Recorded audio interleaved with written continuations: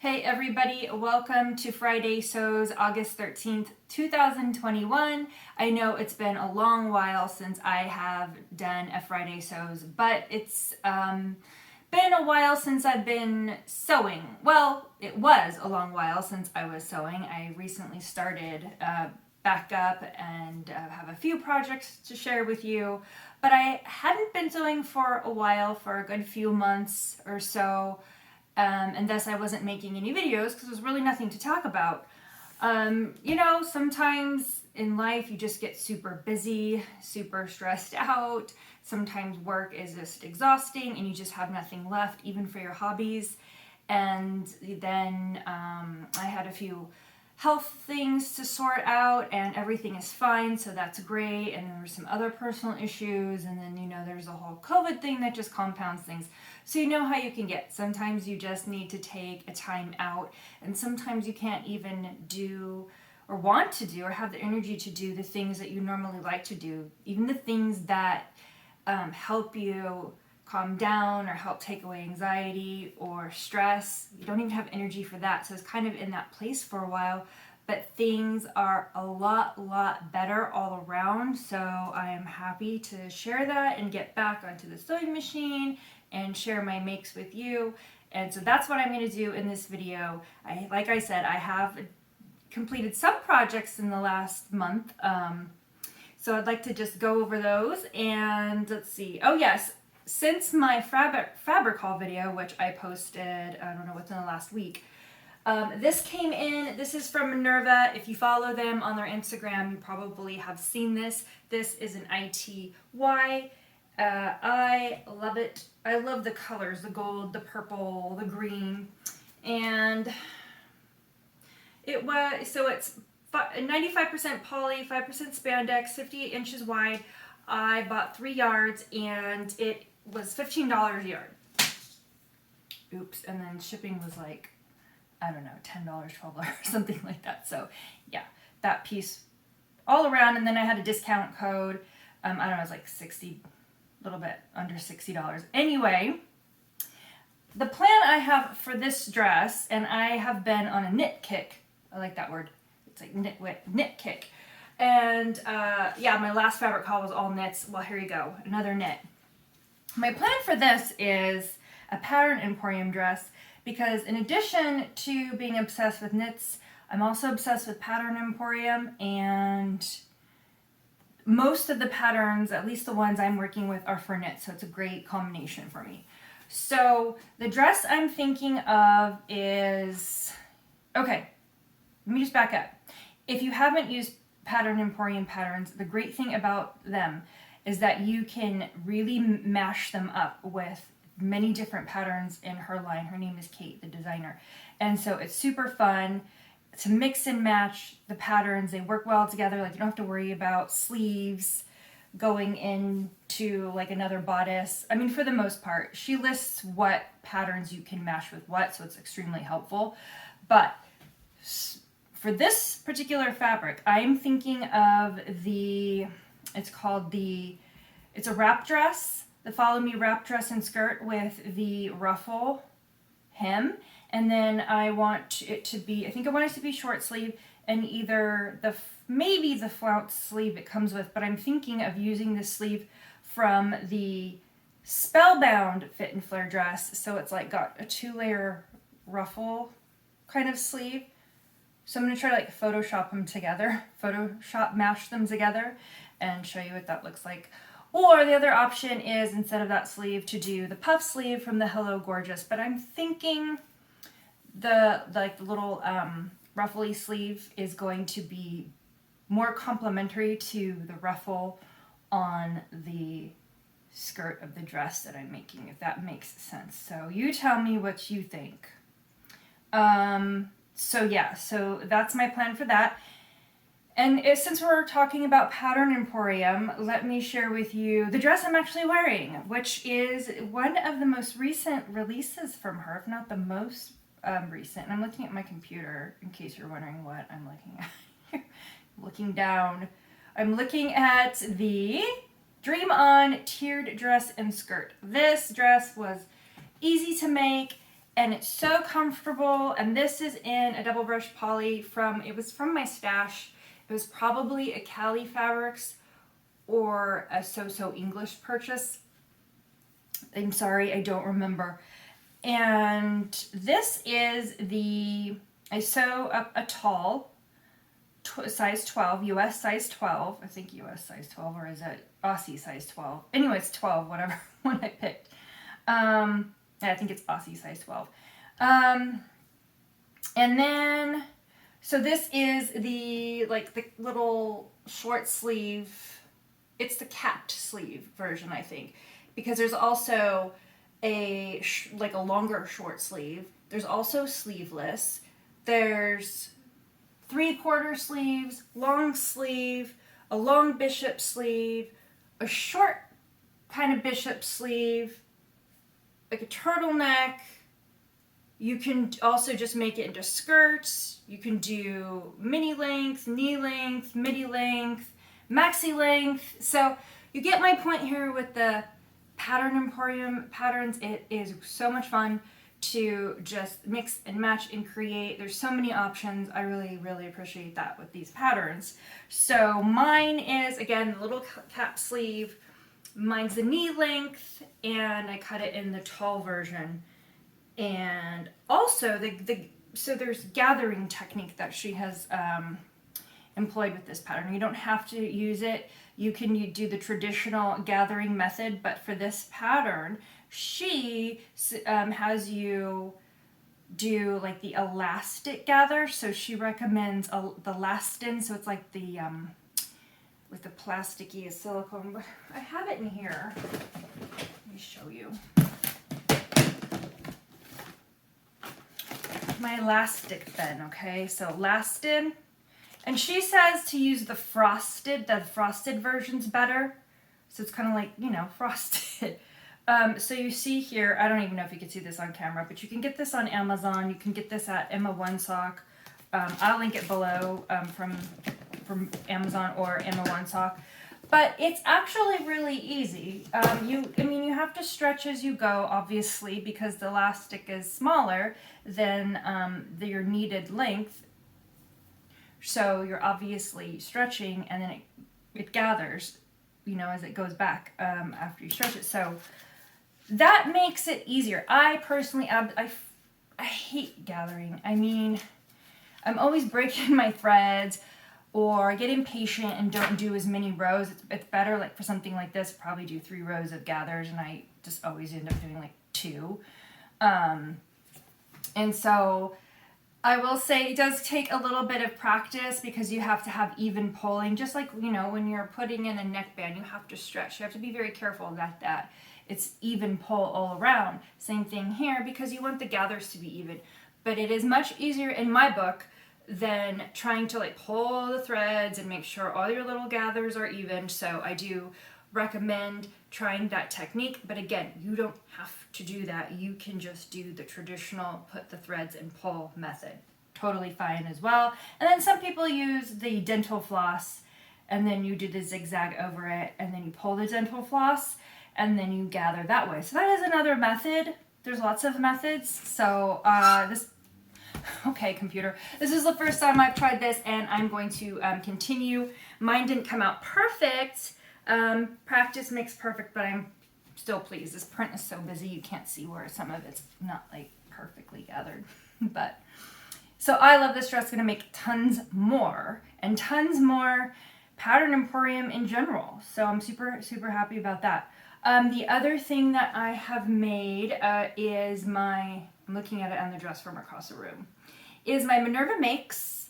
I've used a John Caldor crepe fabric and this beautiful sort of abstract print, and it's got grays and kind of tan and lavender and black, and it's just a beautiful, beautiful fabric.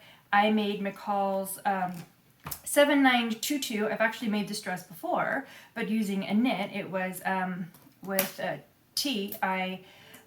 We collaborated on a video. I'll link that as well. But I use the same pattern. And okay, so I'm thinking now that I made it, maybe my choice was a little bit busy. Having the tie and then the you know, the busy abstract pattern. I was originally going to have the ruffle at the bottom. For one of the views, you can do a ruffle. Let's see here. Yeah, view C or whatever, B, you can do a ruffle. And I just thought that it's just going to be too much, you know, because it's a busy print. And so I left it off, which made the dress a bit short for me because I am taller.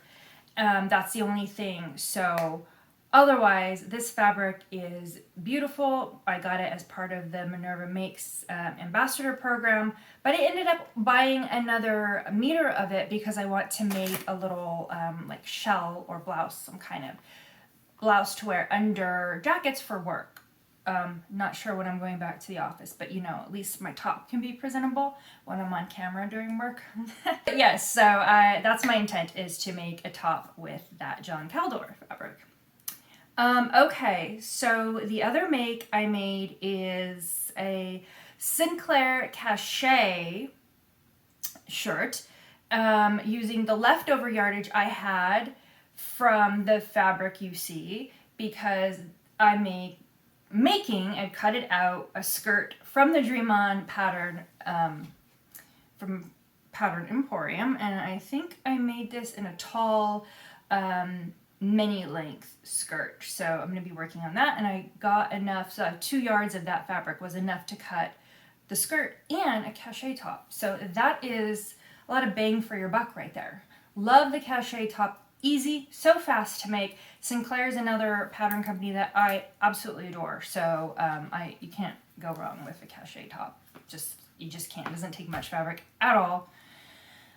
So yeah, the fabric I used for that top, which is right here, it's some sort of knit, obviously, and I'll link it below. I actually got it on Amazon as part of fabric.com. You know, so yeah, I'll link that. Oh, and then the other make that I had, there's 2 more I think I'm going to talk about, is I was a pattern tester for Jennifer Lauren, which was really great. I've never done a pattern test for her. So that was kind of like the first thing that I made when I started to come back to sewing after my little hiatus. And so that's the Esme top, and that is a really great V-neck top. It's got like the fold over little V. You know how sometimes V-necks, they have the seam at the V, but this is a fold over, which I think is super cute. And she also has kind of like a, how do you call it? Let me look it up and see how she calls this. So yeah, the Esme top comes in A to F cup, sizes 6 to 34, so good size range. It's got a curve and an original size range there.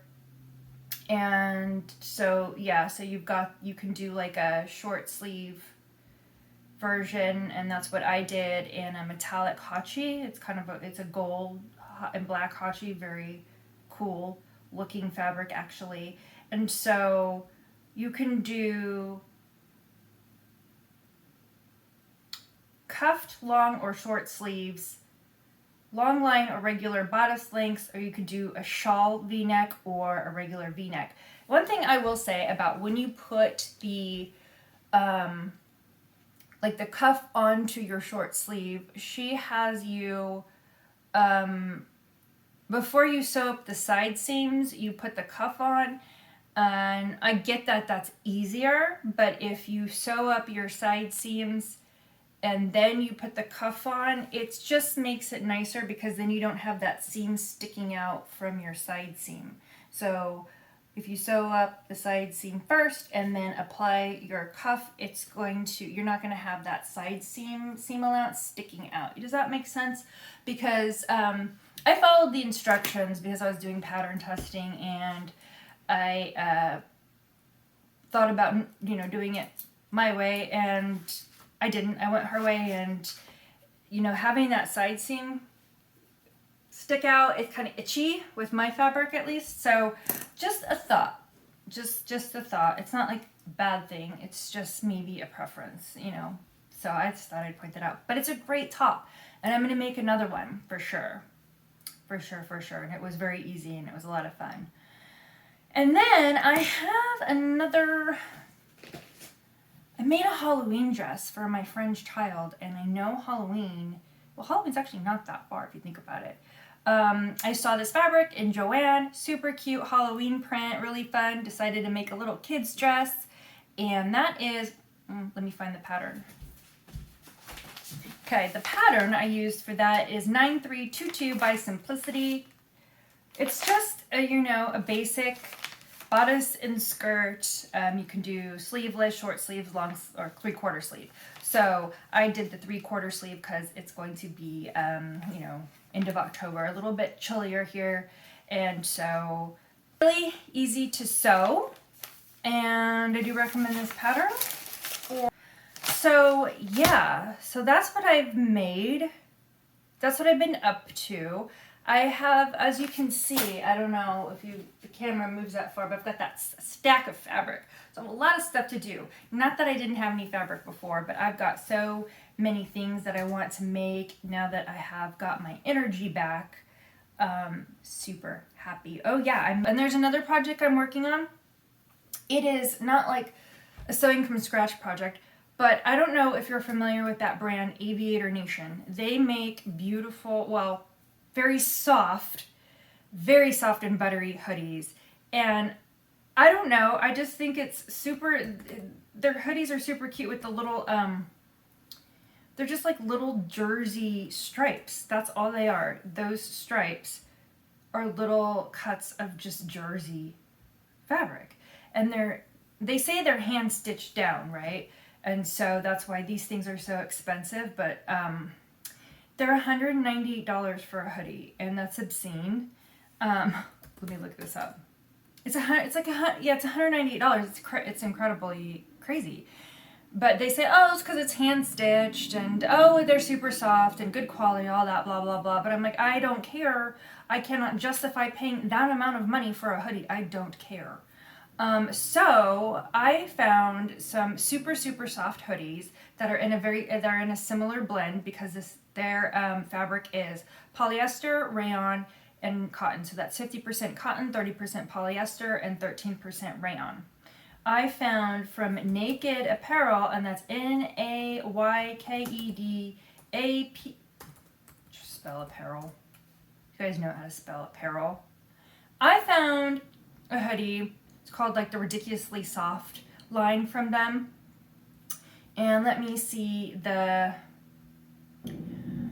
So I ordered the women's Ridiculously Soft oversized fleece full zip hoodie. I got a black and a charcoal, and the fabric on this is 50% poly, 38% ring spun cotton, and 12% rayon, so it's pretty close. These hoodies go for $42 a piece, not $198, $42. And let me tell you, they're pretty darn close, very close. Where's my hoodie? It's just a hoodie, okay? I mean, what can I show you? But so you can see there the picture that I've showed you of the stripes for Aviator Nation, and they're stitched down. They say by hand. I don't know. I'm gonna do it. So I've cut out these strips, 5/8 of an inch strips out of, this happens to be double brushed poly. Theirs, I believe, is just, jersey. I had to back it with some interfacing because it would be a little bit too, I don't know. It just needed to be a little bit more substantial, more stable. So I'm going to try to machine stitch them down, actually using silver thread because I want, I don't know, we decided to use silver. That would be cool. But we're going to do our own colors. We're into neon, my cousin and I think I've told you that in my last video. Like, we've got this neon pink, we've got this electric blue, and some other colors. So that's what I'm going to be working on. Hers is black. I'm replacing the zipper on it to be black. Mine is got like this oatmeal color. The black one also had this oatmeal color, and I'm replacing the zipper and the tie. I haven't chosen my colors yet. Hers are going to be neon. Mine might be neon. I'm not entirely sure. So wish me luck. I hope I can get these aligned nicely, nice and neat. I don't know, and I'm looking at theirs, and they have 5 stripes. I think we chose 4. I decided that the thickness of 5/8 would work, although I've actually not measured their hoodie. I'm not going to, but yeah, so I was inspired. I'm gonna do like a knockoff Aviator Nation hoodie. So for what, like $90 with these little strips that I got at Joann, like quarter inch cuts of double brush poly. I'm coming in for, I can make myself 2 hoodies for less than half the cost of one Aviator Nation. So that's my update. I feel like I've been rambling on a bit. I'm obviously not used to talking so much, but yeah, let me know what you think of all of this and what you think of my plan to knock off the Aviator Nation hoodie, and then also what you think my plan is for this fabric with the Pattern Emporium. So yeah, I will see you in my next video, whatever that's going to be, Friday sews or some other make.